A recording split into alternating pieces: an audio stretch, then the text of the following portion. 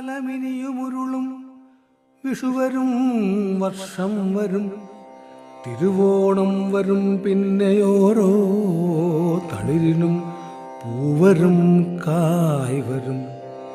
അപ്പോൾ ആരെന്നും എന്തെന്നും ആർക്കറിയാം.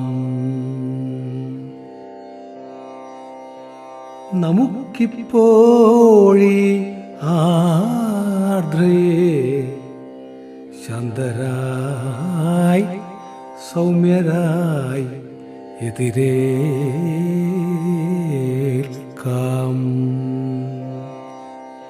വരിക സഖീ അരികത്തു ചേർന്നു നിൽക്കൂ,